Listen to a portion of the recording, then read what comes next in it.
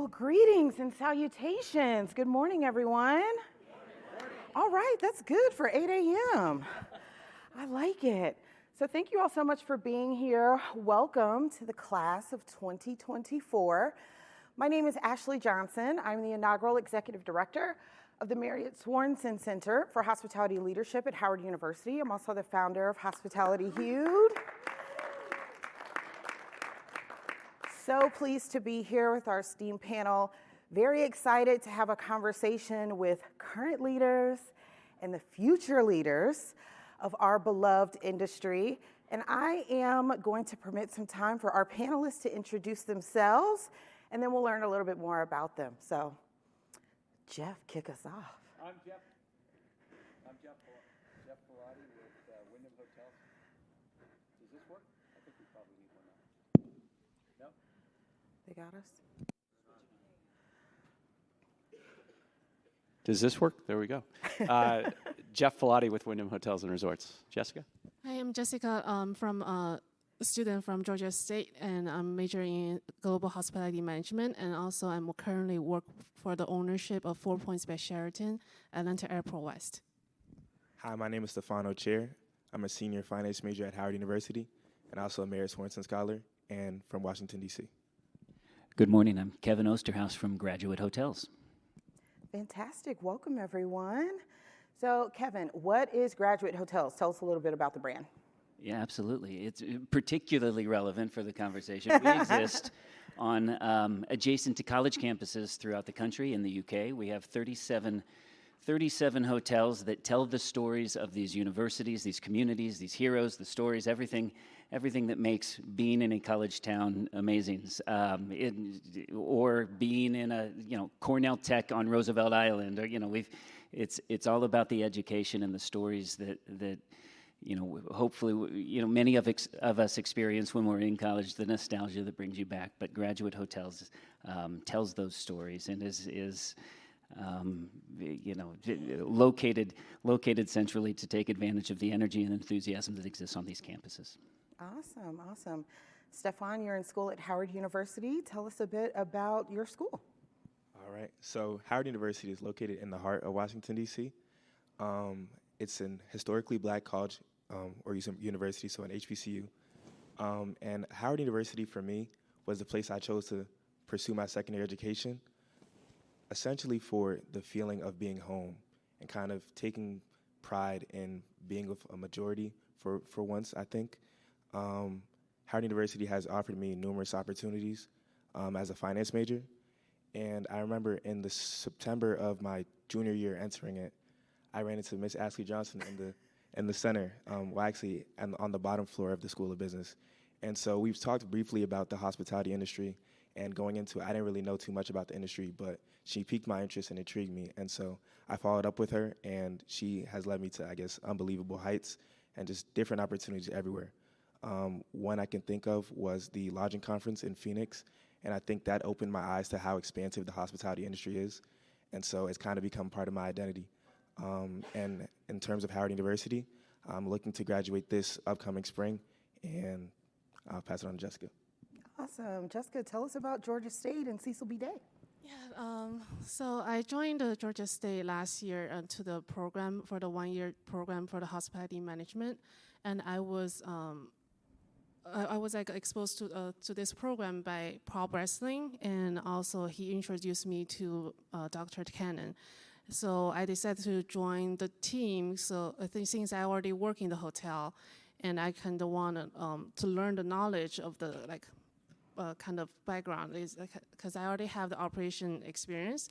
So I joined the team, the whole school, and I got great help from all the professors that have been encountered. And it was a great honor that they gave me this opportunity to represent the whole class of 2024 to speak about our goals and our desires in the hospitality industry. Awesome. Wyndham Hotels and Resorts. Tell us all about it, Jeff. Well, we're actively recruiting this for this summer's internship program, and I've talked to many of the students here in the room and would love to talk. We've got everybody from Wyndham, raise your hand. We've got Team quite a few people Wyndham. here today that would love to talk to any students. I think the most important thing we do as companies is identify talent like Stefan and Jessica, two exceptional. I offered Jessica a job yesterday in Shanghai, and she's not ready to move back to China. But incredible talent. I tried, I don't know, is Rachel here from, she was up here on stage at the table yesterday, which was incredible. Did anybody see the table here yesterday in this room? Really well done,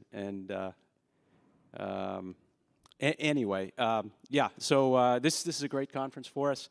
Wyndham Hotels and Resorts, we're in 95 countries, and the world's largest hotel franchise company, and we're thrilled to be here. Fantastic. So we are fully prepared to have a really amazing conversation with intergenerational talent here in the hospitality industry. Do we have any soon-to-be graduates? Is there anyone out in the audience that is also a class of 2024? It's early. Make some noise for yourselves. You're done. Yes. Congratulations. So, Stefan and Jessica, I would love to hear from you all. What initially attracted you to hospitality? Stefan, you touched on that for a bit. Jessica, what made you say yes to hospitality? I mean, I wasn't signed up for hospitality in the first place because my background is from accounting and data analysis, and I just got a job offer during the pandemic as come here to do the accounting stuff. And then the ownership was like trying to learn the industry because they were construction based, but they never run a hotel before. So they want me to learn the operations so we can have a better understanding for future investments. That's why I got involved into operation. Being at the front desk, housekeeping, food and beverage. The only department I didn't do is engineer because I don't really know anything about it. I do not want to mess up the building. So, and then I just found hospitality is interesting because you can do literally everything in this industry. It's like I have a business background. You can do business, like financing, investment, accounting, marketing, and everything else. Also, if you are from like engineer background, of course, that you can do maintenance or construction. You are also able to do like food and beverage if you're really interested in interacting with the people. So I just feel like it's more possibility for me to know what exactly I want to do for my like entire career. So yeah, that's why I stick in this industry now. That's fantastic. Kevin, you've been in the business for a while. What made you say yes, and what has made you stick around? What made me say yes was that I was sitting in a resort with my dad my freshman year of college, and I thought, if there's any profession that's going to ensure that I continue to be in interesting places and surround myself with interesting people, this is it. And I'm telling you, that was it. I switched immediately to a hotel curriculum when I went back, and the rest is history. What keeps me around is, this is the second time, by the way, this week I've been asked that question. Jaden from Penn State asked me the same question on Monday, and I've had time to think about the answer. What drives me is that moment, the moment when the hard work and the planning and the training and everything our teams do comes together, and you see it in a guest's eye. You see that experience register in our guest's eyes, and they light up. And what we do in small hotels or experiential hotels, all coming together in a way that a guest can't describe, that always drives me. Being on property, seeing that, by the way, why COVID was so difficult, because we weren't on property. We weren't doing that, and we lost a lot of motivation, I think. Having thought about it for a couple days and having the opportunity to sit with teams, meet Stefan, Jessica, Jaden, and really think about it. The last couple years has been filled with different challenges. It's been filled with how we as an industry, and by the way, I think as an industry, we do not do a great job at this. How do we get people excited about careers in hospitality? I work for graduate hotels. We exist to tell the stories of education and support development in these communities, and we do a bad job of getting people excited about and developed in hospitality. What's driven me the last couple of years and what keeps me excited right now about the different platforms that we might have is telling these stories, is refining our story, hearing from college students about what gets them excited and what we can do to improve their track with us. This is a challenge that our teams have been fixated on because we exist 90 feet in some cases from some of the best hospitality programs in the world. So right now for me it's this challenge. How do we get people excited about a career that I believe has disproportionate return as you work through your career and tell these stories in a way that I don't think we have yet. We have not, like other industries, modified our narrative well enough yet. And that's a challenge that keeps me extremely excited. Yeah, could not agree more. Jeff, you've been in the business, a year or two. What initially made you say yes? And you've had a pretty storied career. You've done a little bit of everything. What keeps you around? I think Kevin just said it, the people. And when I think about Stefan and Jessica, these two talented, unbelievably gifted students had choices to make. And it was, to Kevin's point, people that told better stories than others. These are both bankers, a merchant banker and an investment banker. How many years were you at the merchant bank? It was just an internship, like for 6 It was months. enough. It was enough time for you to say no more banking for me. And what you shared at breakfast yesterday was what? Was you could tell the story about why not banking? So for me, I think banking just didn't fit my personality per se. I'm more people-oriented, and I felt like when I was doing my summer, I spent a summer investment banking in New York, I felt there wasn't really much of a work-life balance, where I believe in the industry of hospitality, it's all about the work-life balance, because there's people who are coming for business travel, but there's people who come on a vacation. And so it's kind of like a unique experience where you get to cultivate and experience for different kinds of people. But it was the people that told a better story about our industry. And that's really all of our responsibility in this room today. It was John Bortz and his team. This man has a 3-year commitment from Pebblebrook Lodging Trust in D.C., where they are committed to developing your career. And if it doesn't work out, which I know it's going to work out for you, they are committed, because of the story they told you, to make sure you get placed someplace else. Yes. It's that commitment. You have a person that is committed to you, which is why you said you're not coming to work for Wyndham Hotels and Resorts in Shanghai, because she's going to get you that green card, and you are going to continue that career in whatever direction we talked about yesterday at breakfast or this morning when we were having coffee. And it was the same thing for me, to your question. I started my career as a dishwasher at the Hotel Le Méridien, and it was my resident manager, which attracted me to this industry more than any other inspirational leader who just inspired me. His name was Bernard Lambert, and he spent more time with the stewards than he did with his sales and marketing team, which was incredible in this pre-opening hotel. He was just always around.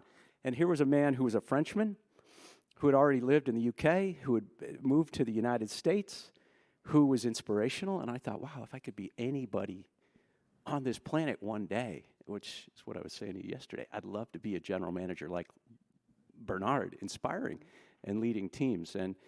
And once we're in, I mean, we're all family. It's such a small industry. I was hooked, and I'm still hooked. Here I am. I was waiting yesterday. They were saying everybody who's been 5 years stand up, 10 years stand up, 20 years stand up, and I didn't stand up. And everybody at the table looked at me, and we didn't know they were stopping at 20. I thought they were going to go 30 and 40, and then I would have stood up. And my wife says all the time, she married me for better or worse, but not for lunch. You're never going to retire. And don't get any ideas that you ever am. I would love to go back, as I said yesterday, and be a GM one day. I mean, this is just that infectious an industry. But as Kevin says, we all have a responsibility to do a better job telling the story we're telling today, and actively being out there. And I hope everybody has a summer internship program, making sure we're recruiting and getting talent like Jessica. And as John has so well done with Pebblebrook, a talent like Stefan into his organization. Yeah. So, Stefan, you and Jessica were both in school during a very interesting time in history in 2020. What was your college experience like through those pandemic years? Well, I think we can all agree that it was like very uncertain, essentially what your future was going to look like. During college, there was definitely some doubts about, did I make the right decision? Should I take a gap year? But I think essentially I realized that I wanted to stick through and kind of make this my experience. It's going to be unique to me. And so my first freshman year, I was virtual online.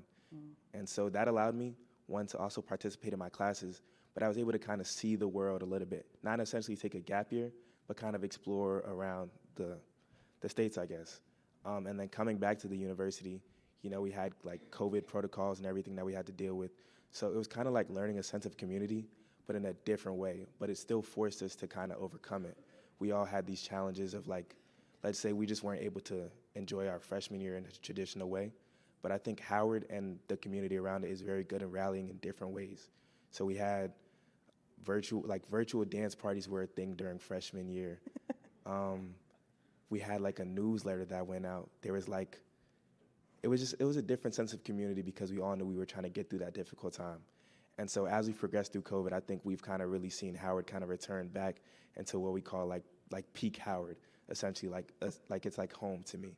Whenever I come back to Howard, or whenever I come back in DC, it kind of feels like a second home. And so I would say now that COVID is kind of winding down and we're seeing like the industry come back to life a little bit, seeing occupancies go back up, flights are increasing, I think for me, it's kind of a trial and tribulation that I'm glad I kind of went through. I'm glad that everything wasn't just smooth sailing because I think everything made me the person I am today. That's great. That's great. Learned something from the pandemic. Jessica, what was life like for you navigating school and work during the pandemic? In 2020, I was like preparing to apply for the school, but I wasn't really in the school. Mm-hmm. But of course, during that time, I kind of doubt that, do I still want to go into this track? Because we don't see, everyone's saying, oh, the forecast is like the business coming back, but really in the daily life was like we don't really see the ADR increasing or the occupancy increasing. But I just feel like hospitality is a traditional industry, and no one will stay somewhere else than a hotel, or like they won't eat anywhere other than restaurants. So this one, the industry just will be here. At least before I retire, I guess. Hopefully. But it's just like a such traditional industry, so it will come back someday. I was believed in 2022. That was like I applied for the school in early 2023. So, but it was really glad that I stick into this hotel industry. So it was the right decision I made, I believe. So I really enjoy the learning right now, and also the work and study balance is like. I know a lot of people it feels like it's stressed because it is really stressful and you have all the assignment due every other day, and you have your assignment you have to accomplish, but my work, my boss, and my family, they supported me. Of course, the professor gave me the support I need, all the resources I need. So it's been tough, but it's a great experience doing the work and the study at the same time. That's great. That's great. So I think we all can agree as an industry, we went through a lot in 2020. Jeff, talk to us a little bit about how maybe employee expectations of the workplace, of their employment experience may have shifted and changed. And maybe, are we recruiting differently now as a result of the pandemic? Yeah, I think we are recruiting. I think the biggest difference in terms of how we recruit is the flexibility that we all offer team members and summer interns that want to come work for us this summer at Wyndham Hotels and Resorts, in terms of what we proved throughout COVID, in terms of the ability to deliver our results. If you were working in a corporate office of ours, we were suddenly remote for all of 20 and most of 2021. And the ability to have that flexibility, to be in the office, in our case, Tuesday, Wednesday, Thursday, but to work remote if team members want to Monday and Friday, has really helped show our team members in terms of we're all trying to be the best we possibly can in terms of being a great place to work. what we value, and that's trust, that we could trust in our team members. And our attrition rates are at the lowest levels they've ever been. Our retention rates are at the highest, and that's just a reflection of again, I think, the trust and flexibility. Yeah, yeah. Kevin, has recruitment changed? How are you all going about identifying, retaining the best talent? Yeah, first off, I feel I'm outnumbered here with Wyndham folks and being out recruited here. So I just want to say free ice cream for anybody. No questions asked. Whatever flavor you want, come talk to me afterwards. Graduate Hotels. I love it. Wyndham won't do that. Promise. There's no doubt. And Actually, that's true. We only do it quarterly. yeah. Daily ice cream. No health care, but ice cream.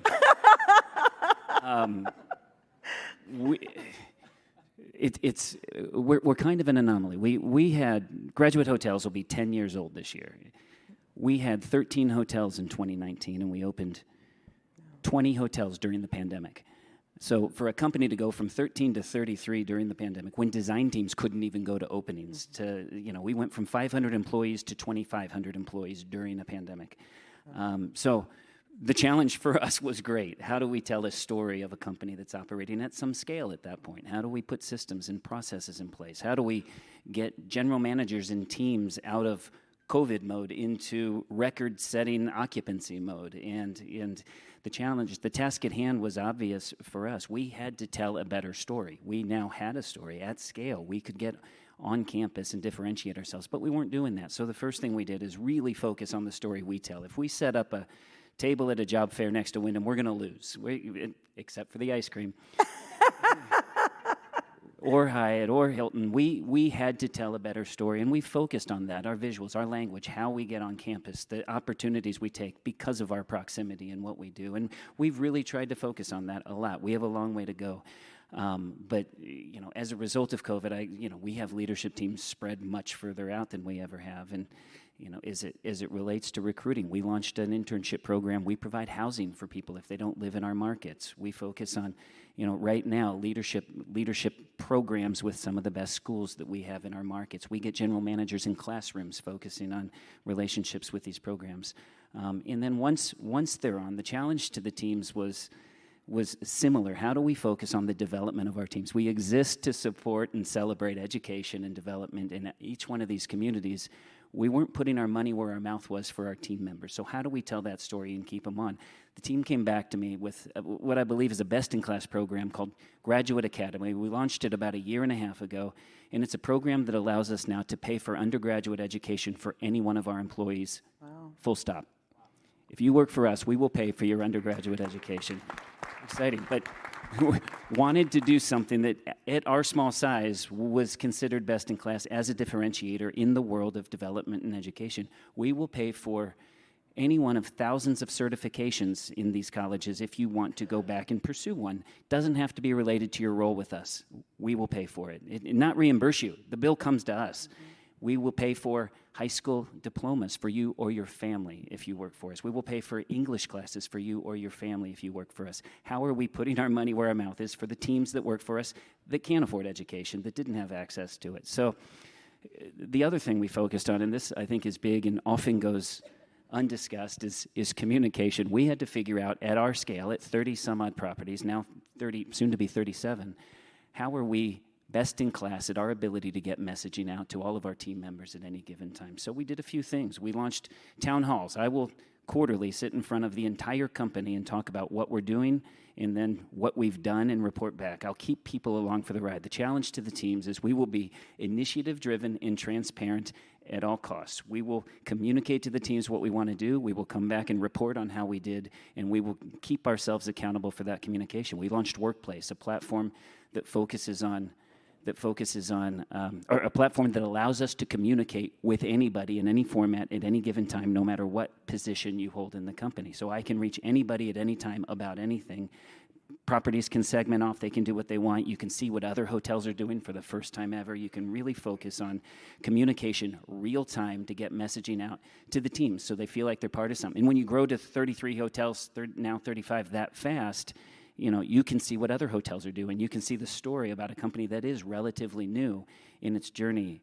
And I guess the last thing I'll point out is just different things we've tried to make sure that leadership stays engaged and they have opportunities in advocacy. We launched a program last year. I thought it was important that general managers have some type of advocacy outside of us.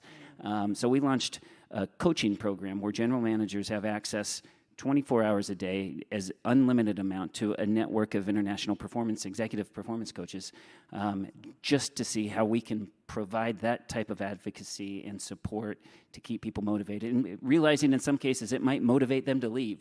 You might go to your coach and they're like, you need to get out of there.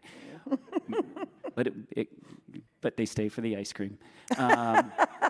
But it was important that we had a mechanism, I thought, for the people leading the properties to stay motivated and get creative in how we're doing that. So across the board, just experiment. I've people say I will throw a lot at the wall to see. We've partnered with Masterclass right now. We've launched a beta program with Masterclass to provide leadership development and line training. Our front offices are now participating in training in partnership with Masterclass in a special program they've launched. So there's a lot that we're doing to try and keep it exciting. Career pathing. We use Graduate Academy once people start. So once you start your journey with us, once we've identified, a path, we will put a career path in place using Graduate Academy courses to make sure that you're prepared. My first year with the company, we had to replace 9 or 10 general managers. None of them were replaced with talent that was ready to go inside of the organization, and I swore that would never happen again. We will put pathing in place to make sure that we identify future leaders and put skills, give them access to skills that are going to prepare them for these roles, and so we're working hard at that. So working hard at retention. That's outstanding. That's outstanding. Stefan, you have made a decision to join Pebblebrook. What made you say yes to that opportunity? What was it about the organization or perhaps the recruitment process that made you feel as if you could place your first full-time role in their hands? So why not start with the best? Excellent answer, Stefan. But really, my decision was predicated on how I felt when I was in the environment at the work office. Mm-hmm. So we had a super day, and I had to interview with, I think, 13 different, not 13 different people, but 13 different times. And every time, the interview felt like a conversation. I kind of felt like I was able to learn about other people's stories, and I felt like it was a place that would actually push me and help me grow, and I guess learn all the skills I want to learn about asset management, corporate finance, and investing. And I think it's also nice to see, like, Pebblebrook is really committed to, I guess, just advancing their future as a company. And so I guess during the analyst presentation, they talked a lot about like where they were headed and also a commitment to the analysts and helping them get wherever they want to be if your career path takes you past Pebblebrook. Mm-hmm. They're really committed to, I guess, developing us into the next leaders. And so that's something that's really exciting to me. And I think every time I attend a conference, I hear nothing but how great John Bortz is. So I'm excited to have him as John's my the leader. man. I'm excited to have him as my leader, and so that's what really led me to pick Pebblebrook as my decision. That's great. That's great. Jessica, as obviously you're in a role right now, what made you say yes to that? What keeps you there? But also, as you look forward to your future, what are you looking for in an organization that you would place your career with? So for international students, of course, sponsorship comes the first. Absolutely. And then also the opportunity that I can learn within the organization is also one of the reasons that keep me here. Because, if I wasn't work for the ownership, I wouldn't have all the resources. I won't have the perspective of the owners. Or since I've been working with the operation team, so I know the day-to-day operation. So I kind of understand both sides. It will be like a benefit for me for my future. If I have chose the leadership track, so I'll be responsible for the owners, and I will be responsible for my associates. So it will make me understand better, both sides. and make a better decision for both sides. And for my future, I mean, after I talked to Jeff yesterday, I kind of rethink about my leadership track, because I've been like through several GMs at my hotel, and I didn't really learn any stuff like from them, like especially during the COVID. The soft skill is really important. So before that, I was like, okay, I'm good at with data, so I'll go with the revenue management track, and it's gonna be easier for me because it's just numbers. I don't really have to work with all the people, like from the associates to the top to the owners. I'll just deal with the numbers. But after I talked to Jeff yesterday, I just feel like maybe I can reconsider the leadership track into the management, into the GM roles, because that was the thing that I want to do before. But because I don't really see any benefits from the current leadership right now, I was like, oh, I mean, let me just forget about people. Like, I mean, like, it's really hard to deal with everyone right now. It's like because after COVID, we have to treat them differently. We need to care about not only their job, the performance, but also their personal lives. And it's also still hard to keep them with you. So, I mean, if there's like a potential possibility, if I can coached by a seasoned general manager, and I can learn the soft skills, and I mean, being a GM is really exciting things because you got to learn a lot of stuff on the like property level. Like you see different people every day, you talk to all your associates, and you know everything about them. And they're like the more close to like your family because you see them later every day. Yeah, but I'm still not giving up on the revenue management track yet. And she has It is an amazing. I mean, yesterday at breakfast, Jessica had no desire to ever be a GM, even consider it. And that's one of my frustrations when I recruit at a hotel school. Is everybody wants to join an investment bank on the hotel real estate side. Everybody wants to join the industry from a private equity side. Few students, and I'm curious, are any students here on a GM track? Does anybody, any of the students want to be a GM one day? All right, Yeah. we got one. What Jessica is saying, my pitch to her yesterday that often goes unnoticed is exactly that soft skill. The what you learn when you're managing teams and leading teams. I was scared to death when I had my first GM assignment at the Sheraton Brussels a long time ago, when you know nothing about engineering, you know nothing about food and beverage. Your background is maybe like Jessica's finance, but you're suddenly in charge of leading teams. The credibility that will give your careers later on, it's not about the money right now, in my humble opinion. And I had no money. I was not out of debt until I was in my 50s, paying off undergrad and graduate school loans. It is about the credibility that you could develop leading teams of people. I say this to my teams all the time about how important it is leading people, and I think Jessica's got it. That's awesome. Well, no offense to the revenue managers.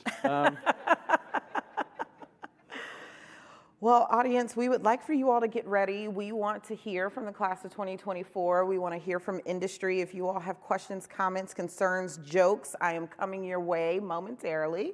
But in the meantime, we know that this generation certainly can be attracted to organizations because of unique offerings and exciting opportunities that the organization is leading towards. And so, Jeff, I'd love for you to share a little bit more about Wyndham's new strategic partnership with SBE, and what does that look like, and what opportunities are available? We are so excited. We announced at Alice our partnership with SBE Entertainment.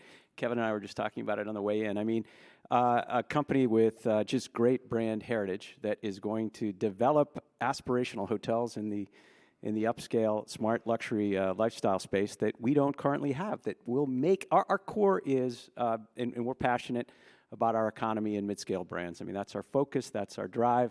all of our franchise sales teams that are here believe we have the best brands in the economy in the mid-scale space. But what makes a guest check-in, 1 out of every 2 check-ins across the nation this tonight will be asking to earn their Wyndham Rewards points. The business road worry or travelers that have that aspiration of going to a hotel like Headquarter Hotels. Thank you for the advert. We're not supposed to be up here doing adverts, but we're really excited about it. Our partnership with SBE. Yeah. I couldn't be more excited, and we'll have some great new hotels to add to our Earn Burn Wyndham Rewards aspirational partner, and be soon to announce them in the not too distant future. Yeah. I'm coming to stay, and I want my points, Chef. Kevin, you all obviously have had a big week at Graduate Hotels, but you all also have some really cool partnerships, and I would love for you to share with our audience today the great work that you all are doing with the LeBron James Family Foundation and with Training Camp. Yeah, for sure. A few years ago, we partnered with LeBron's foundation to support this amazing school that they've created. What the Full work. stop. Kevin's on a first name basis with LeBron James. I just wanted to highlight that. Yeah. Go right ahead, Kevin. In fact, he's here today, folks. Bring him out.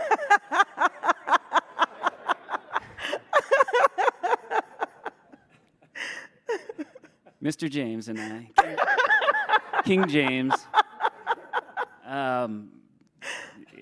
He asked me to call him King James, the all-time leading scorer in the NBA history. His foundation is doing amazing work. I mean, I can't even tell you, the LeBron James Family Foundation and the school that they created to support the kids in that community is mind-blowing. If you ever have a chance to be in Akron, Ohio, check out what they've done. A few years ago, we had an opportunity to buy and renovate a beautiful historic building in that neighborhood that we donated for them to house the families of students in that school, so that there was transitionary housing and an opportunity both for the families and the kids to continue development and education and move into permanent housing. And it's been a wild success. There's a waiting list to get in, and what they're doing to equip families and support these kids is absolutely amazing. And that's called I Promise Village. A few years later, they came back to us. The LeBron James Family Foundation had bitten off a lot. They had purchased a 60,000 square foot recreation complex in Akron with the hopes of turning it into a world-class center for recreation and dining and events and education, banking, education, finance. And they came to us and asked us to create a school. Can we create a graduate program that equips the folks in Akron to run this complex? So we did. We partnered with an organization called Syra Hospitality, which is a nonprofit that provides soft skills and hospitality education in remote parts of the world for people that otherwise have not had access or experienced hospitality. And we created a school called Training Camp, which was an 8-week program that was everything from soft skills to highly practical skills. Our team was up there doing culinary training. I mean, full-on culinary training for people who had never worked in kitchens. And you have to see this. There's a cabaret. There's a massive event space. There's a Mexican. The whole community comes up on Tuesdays and does Taco Tuesdays. There's a pizza place. There's the only LeBron James museum in existence is in this building, as well as a massive sports bar that's obviously dedicated. I think it's called King James. And there is a Starbucks there that this same group of employees are responsible for running. And after a year, not only is retention 100% from the folks that went through this program, it is the highest ranked audited Starbucks in the system. They've done a fantastic job bringing jobs and training and purpose to a lot of folks in this community that run this complex. And it's absolutely gorgeous if you happen to be in Akron, Ohio. Fantastic. So we are headed your way, audience. We're going to do a quick lightning round. So pretty quick responses with our panelists. I'll start with the students. One habit that has made your life easier since you've been in school? One habit that you've developed? I feel it's about the to-do list, like the time management. Like I got so much to do, and then I got like assignments. I got work needs to be done within the working hours, and then I got school, and also I have to have time for my families and friends. So a to-do list will be like make my life easier and efficiency. I love a good list myself, Jessica. Stefan? I think one habit, and I was speaking with our new program director, Ms. Kemi, Ms. Kemi Omashuri, about it, and I think she put into better words for me. But whenever you're feeling uncomfortable, to sit in that until you're comfortable in it. And I think that has made me transition from being more introverted to being extroverted and being, I guess, more outspoken with what I want to do, what direction I want to head into. And I think coming into college, like I've made like a complete 180 on like where I was initially. So I think kind of just like embracing being nervous about different opportunities because you don't know what's going to come with it. I think that's one habit I think I've added into. That's awesome. Kevin, Jeff, what is one quality that everyone on your team must have? Lactose tolerant. Sweet tooth. Curiosity is the first word that always comes to mind. We are all students, is tiled into just about every one of our hotels. It is about learning and the curiosity to ask and help other people learn. Awesome.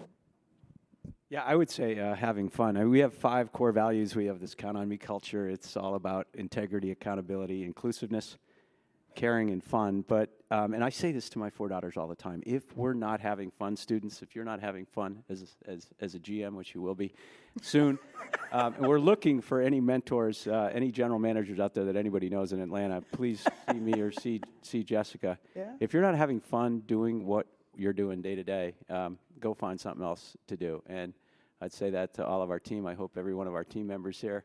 Jared Mebet, I heard you were up at 5 a.m. this morning in the gym having fun. Heard you played Augusta last week having fun. If you're not having fun doing what you're doing, then go find something else to do, students, because this is the funnest industry on the planet, in my opinion. Absolutely. Career fair students, are we going or are we not? I used not to. Like in my bachelor and then my other master degree, I didn't go to career fair at all. But since after I joined the hospitality industry, I didn't really go to a career fair that Georgia State offered. But I went to some of the association, the GHLA meetings or the AHLA meetings. But I mean, because the career fair for me is kind of like, it's during the weekday. I cannot let my boss know I'm going to a career fair. I'm about to dump you and I'm about to leave. But like for the networking, I believe is important, especially for this industry. Yeah, Stefan? Yeah, at this stage, my matriculation, I think when I go to career fairs, it's more so to practice my networking skills, because I've committed to Pebblebrook. But Howard has like no shortage of opportunities with career fairs, so I think it's always good to, I guess, like just meet new faces and learn more about different industries and different career pathways. Yeah. So, Jessica just mentioned the American Hotel and Lodging Association. I would encourage every student in this room to get involved with the American Hotel and Lodging Association. What makes John Bortz my favorite person in terms of employers up here, in terms of students, is his level of engagement. If he was here, he'd be trying to sell everybody what's called a PAC pin, a political action committee. If anybody wants to donate to the PAC, see Anna Blue, she'll take your money. It's because John's so engaged that makes him so loved by all of us in this industry. He is from the very top, the most engaged leader I know in this industry. You just mentioned AHLA. I would really, really recommend to each and every student, there are so many opportunities that this great association offers you around this country. Get engaged and get involved. Yeah, could not agree more. Students, what will you miss most about your college days? Breaks. I mean, I just have my spring break, but since I'm working, I don't really have a break. But also, I mean, college life is always like fun and involves a lot of energy. Yeah. Yeah, we do need an adult spring break out here. I'm gonna work on that. Stefan, what will you miss most? I think there's so many things that I'll miss about Howard University, but I think one that's like the most important to me is that my friends are like brothers to me. And I think that we kind of had like a collective peer pressure and pushed each other to be better than what we were before. And so I think that's one of the things like I reminisce about whenever my dorm room was 702. And so we all used to meet up there and just think about like, how are we gonna get these internships? How are we gonna get to the next level? How are we gonna get to these next levels? Because we're all trying to beat a cycle. Essentially, we're trying to be the breadwinners for our families. We're trying to put ourselves in positions of real wealth. So I think that's one thing that I'm gonna miss, like having them in close proximity, but at the same time, we're always gonna remain connected. So I would just say like, just the community aspect of Howard. But additionally to that, springtime in Howard is unmatched in terms of like just visiting the yard and just seeing the outside, everybody's having a good time. I think like it's just a great experience. And Springfest. Yes, coming up soon. All right, audience, we would love to hear from you. Do we have any questions, comments, concerns, or jokes? Great. Hi. Hi, my name is Tasha and I'm from Georgia State University. Hi, Deb. My question is, what are some next steps that students can take right now that make them stand out? Great question. Next steps to make students stand out to industry. You want to start? You want me to start? We were talking about this. Yes, for students to stand out, ask questions. Be curious. I think that there's a level of understanding we get at being asked questions by students. Put yourself out there. I was asked yesterday about my path. I said yes every time. I was flexible. I took chances and I did the work. I wasn't a dishwasher. My first role was pulling laundry out of a 40-story laundry chute that was backed up to the 25th floor for 2 weeks. Wow. And went through it, knowing that there would be something next. And I always said yes. So I think flexibility is key. The enthusiasm to put yourself out there. And the other thing I'd suggest, if something sparks your eye, send a note. Introduce yourself. We will take the time, I promise, to help or guide or answer questions. I think it's important. So many times I think back in my career, at pivotal times, often pivotal decisions I've made that I thought might have ruined things for me turned out to be the best things possible, but it was because I introduced myself to somebody or I sent a note saying, I love what you do, can we talk about it? So put yourself out there and Send a note and ask for help. That is unbelievably great advice because there's nothing, and I've gotten to know Kevin, he'd rather do than to help. And so many of us, we don't go to bed at night without cleaning out our inboxes. I mean, we're just that type of personality. Send a note, ask for help. I think that defines those that succeed more so than others. The other thing I'd say is while there's still time, while you're still there at your university, and I think Dean Cannon, Dr. Debbie would agree with us, that presentation skills are so important. We were talking earlier about, you had you were nervous coming in this morning and you had a bad dream last night. I'm still nervous getting up on any stage, on any given moment, but the only way you overcome that is practice, practice, practice. And there's so many great presentation skills workshops that I'm convinced your school offers. Embrace that, chase that, really work on your presentation skills. And the only way to do that is to chase it, pursue it, and just practice as much as you possibly can in terms of wanting to embrace that stage as these two brave students have done today. Awesome. We had a question up front. Hello, everyone. My name is Leah Williams. I'm a senior at Howard University and a Marriott Sorensen Scholar. And my question is to both Jeff and Kevin. You guys talk about wanting to retain talent and provide opportunities that excite young people. And some opportunities that have been really interesting to me are those that provide us with more insight into what the industry holds. I know that I'm interested in hospitality, but I'm really interested in those rotational programs that offer international opportunities that allow you to touch on a lot of different aspects of the industry. I want to know if you guys are working on developing programs like that or if you have any opportunities like that now. Well, the short answer is yes. We're constantly working on programs that provide more structure to somebody's path through something. I think in the next year, you'll see us launching programs that provide dedicated leadership paths for people in a more structured, in a more, how do I say it, a more regimented outlook, so that, you know, one of the things I've heard repeatedly this week when asking students, where are we failing in the messaging? What are we doing wrong? It's that I don't know what's next. I end up in a role uninspired by a general manager, and I make a decision to leave. And one of the things that's loud and clear for us, and that we're working with both with schools and, you know, internally, is how to put a path in place that keeps you motivated, that allows you to understand what the steps are toward more exposure and leadership. So I don't think we do a great job of it as much today, but I think we do a much better job than we've done in the past, and I think right now it's a priority to figure out how to continue to provide those opportunities for you. And similarly, I think the funnest thing we do as a team at 22 Sylvan Way in New Jersey, and in our offices and in Europe, Africa, India, the Middle East, where we have summer internship programs, are bringing students in. We're typically looking for rising seniors.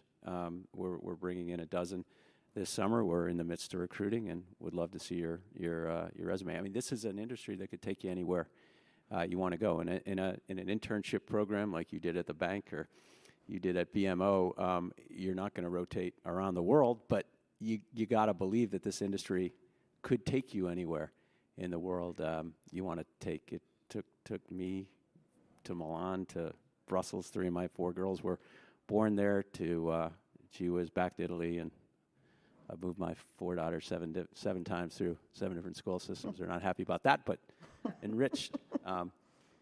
It's an industry that could take you anywhere, but you need to start someplace first. And I think a great summer internship program with any of the people here that are recruiting for summer interns is the place to start.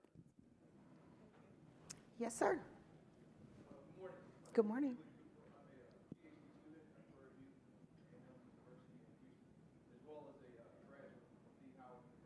Hey, you.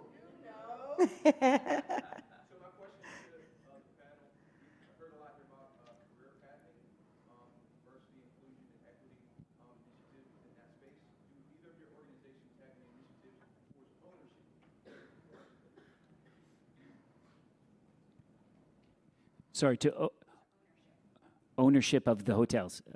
Yeah. For graduate, it's, you know, we've tackled a lot fast.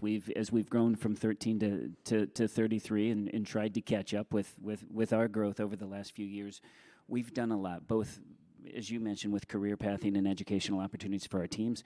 We brought a team in last year to focus on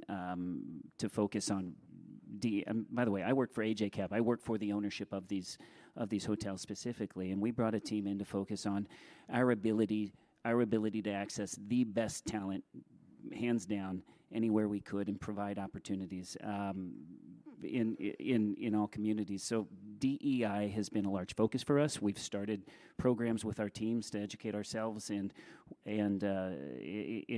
really drive home what we need to do as a relatively new population of team members, the most effective messaging and recruitment throughout. So both in its early stages, our narrative around DEI and our narrative around career pathing is coming together, fully supported by ownership. I think that's what you're asking.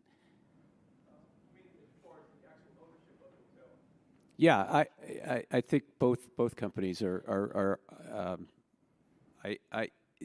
this industry has come so far, both on the association level and on all the brand side, in terms of helping those that do not own. We have 2 specific programs, black owners and lodging developers, trying to find more black owners who want to get into this industry, own and develop hotels. And women owners, our Women Own the Room program, for women that want to get into this industry, own and operate a hotel. Preeti Singh, an immigrant from New Delhi back in 2007, as an example of what brand companies are trying to provide, who immigrated to the United States of America, as a line-level employee in one of our hotels, a franchise hotel, had just about every single position in that hotel, rose to the rank of general manager. She decides, working for an owner of ours, a franchisor, that she wants to own a hotel herself. We have a responsibility to be there to make that happen. We were able to train Preeti, certify her as a general manager, provide her with the capital through developer advance notes to buy her first hotel, provide her with support she otherwise would not have received in terms of free revenue management service, free remote sales support. She has bought her first hotel. She's now building her second hotel because of programs that not only Wyndham, but Hilton and Marriott and Hyatt and Choice and HOA, HLA I don't think is offering capital yet, but there is ample opportunity out there for folks that this industry needs, like women, more women owners, more black owners, to enter our space, and it's a commitment that's really impressive to see over the last several years that I think a lot of great leaders on the brand side and on the ownership side are supporting. Yeah. Well, you all join me. If anybody wants, if you want to talk to any of our franchise sellers, CJ's going She's over. on it. If you want to develop your own hotel, CJ Carr, who just gave you that card, will help you develop your hotel, and CJ will walk an extra mile to try to make that happen for you. Will you all join me in congratulating the class of 2024 and thanking our panel for joining us this morning, and thank you. May I say one more thing? I also wanted to thank the AHLA Foundation for helping bring the UDC scholars and the Marriott Swenson scholars here. Thank you to Anna Blue, Jennifer Fugalo, Eliza McCoy, and Galilea Calderon, I believe. Thank you guys for helping us get here. Thank you. And Anna's also taking contributions to the AHLA Foundation. There is nothing personally that my wife and I are more proud to donate to. There's to all the developers and owners in the room. There's no better use of your dollars. John Bortz might argue with me, but no, I don't think he would. It's all about the students, and that's where the money goes. Thank you for that plug, Stefan, to a great foundation that gives away millions of dollars in scholarship every year. Thank you all so much. Enjoy the conference.